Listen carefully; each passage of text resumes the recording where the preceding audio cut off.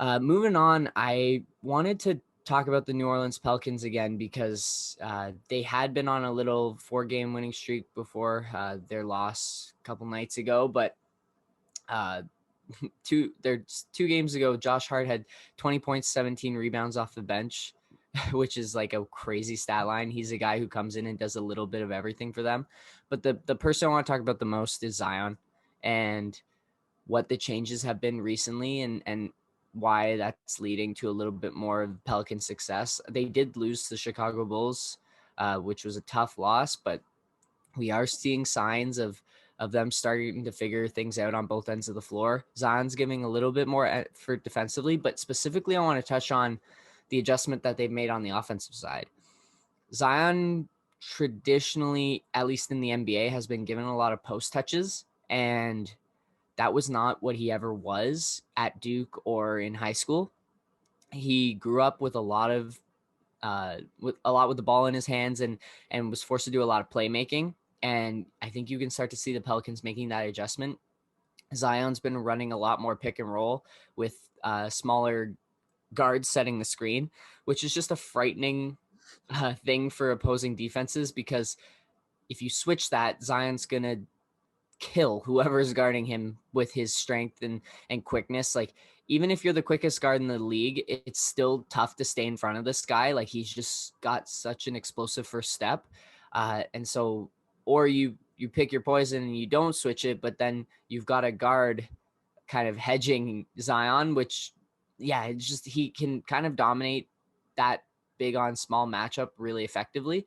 And he's been making simple passes out of the pick and roll, which have led to some open shots for the Pelicans. And that's why I think you've seen their offensive efficiency go up a little bit. But yeah, he's taking a step forward. You'd like to see him take that next step and start to even see the pick and roll and the rotations at an even higher level because he's not there yet, but definitely encouraging signs for him. You still think like he missed 2/3 of the season last year. He's now only played about 60 games total, so not even a full NBA season, and he's producing the way that he is right now. He may just get into the All-Star game due to his popularity and get enough votes. We might do our All-Stars on Monday. We'll see how we're feeling about that then. I don't know if he's an all-star. He is special enough and popular enough to be one, but we'll see how that goes. And just got to keep it. People have a lot of expectations for him on his second season, but he's truly still working through his rookie 82 game stretch of games that he's playing in the NBA. So nice to see a step forward from him. All right. Not much more in terms of other teams around the league. I'm gonna get to the Raptors because those are the games that I watched this week. I've noticed that the Heat are starting to make their run. They're fully healthy now. Butler's back and he's playing well, and Bam's been an all-star this season, and they are starting to turn it on, and they've been on a little streak now. They're half a game back of the Raptors, and now they're in a playoff spot. So Miami Heat fans, you can breathe a little bit sigh of relief. Obviously, you want to get out of those play-in seeds, but as it stands right now, they were like pretty far back in the standings, and now with this little run, they've created a little bit of a opportunity for themselves to jump into the top 6 seeds. So look out for Miami because they're on the rise, and they're definitely going to be competing for that kind of 4, 5, 6 seed as the season moves along. There's a couple just universal truths everyone knows and everyone always forgets. When you take edibles, don't take any more until it's been 2 hours. When Moses goes up the mountain, don't start worshiping a golden calf, and don't make your picks on the season and then immediately jump away from them after like 1/3. Uh, it's nice to see that when you pick the teams that you think are going to do well over a good stretch of games, the more though that stretch plays out, the closer to truth, closer return to average gets. And I think that's what we're starting to see as the season progresses. Definitely. All right, let's talk some Raps. They had 3 games in 4 nights up until last night, Thursday night, when they lost to the Boston Celtics. But the previous 2 games were solid wins, especially Monday night, really tough win. Nick Nurse, frustrated about a foul call, gets kicked out of the game. Lowry leaves with back spasms. Still no OG at all this week, and the Raps, like, they just absolutely clamped up the Grizzlies defensively in crunch time and were able to make some big shots.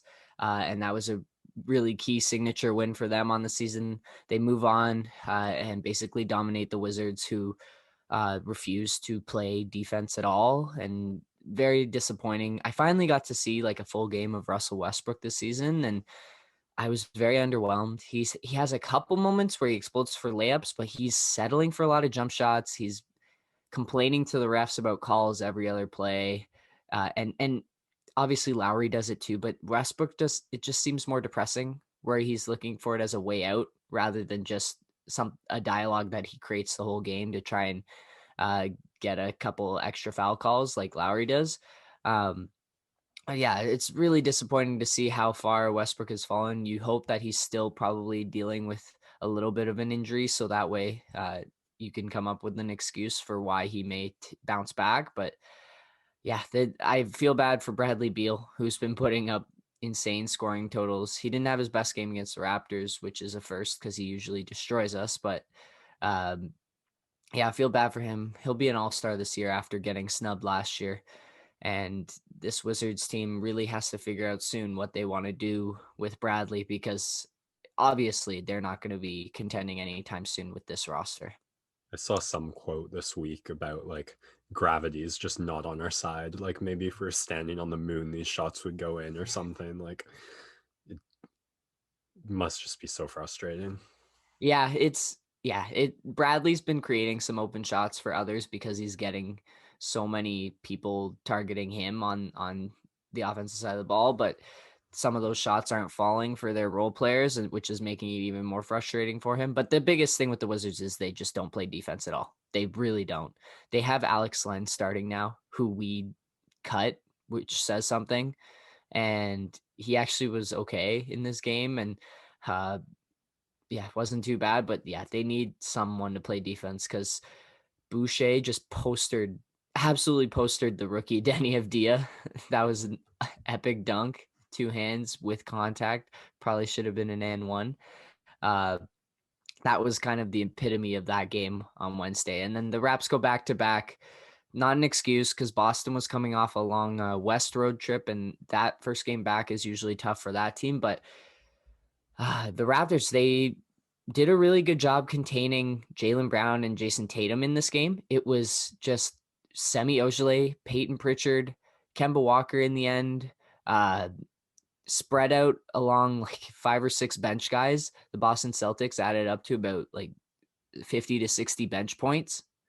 And that was what killed the Raptors, is the Celtics just wouldn't seem to miss a wide open three coming off of either like a double team off a guy in the post or an offensive rebound, something like that. The role players were big in this one and hit open shots. And on the other side, the Raptors just, they would go on a run, bring it to 5, and then give up 2 threes on back-to-back possessions and be back to trailing by 11. So a tough one. There was a stretch in the third quarter that I watched where both teams went 3.5 minutes without scoring.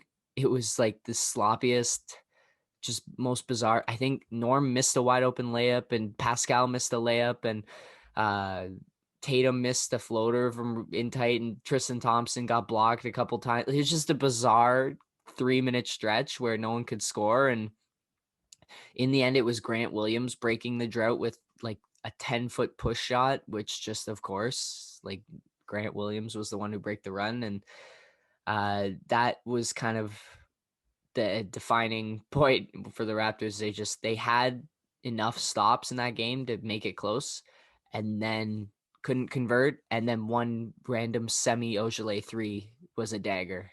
So frustrating result, because they kind of needed that one if they were gonna really establish themselves as a contender among the top teams in the East, because they've been beating the bad teams, but have yet to really have a signature win against one of the top teams. Even that Brooklyn Nets win, they didn't have Kevin Durant, and the Nets have been sliding recently without Durant. So it doesn't seem like that much of an accomplishment. We kind of need the Raptors to come out and get a signature win against one of these top East or West teams before you can really start to take them seriously.